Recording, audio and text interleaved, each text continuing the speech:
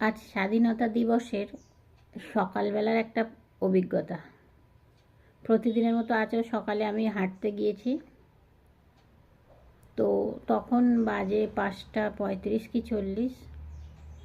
তো আমি হেঁটে ফিরছি এক রাস্তা দিয়ে, রাস্তার ধারে এক বাড়িতে এক স্বামী প্রচুর গালাগালি করছে তার স্ত্রীকে।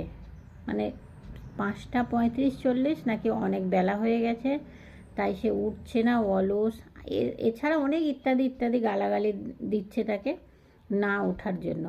আজ 15ই আগস্ট স্বাধীনতা দিবসের দিন একটা মহিলা সকাল ভোর 5টা থেকে রাত 11টা পর্যন্ত সংসারের নানা রকম কাজ, সবাইকে সামলানো, এগুলো করে যদি একটু 10 মিনিট একটু বেশি ঘুমায়, তাতেও তাকে অনেক বাজে কথা শুনতে হয় আর অলস কথাটাও শুনতে হয়।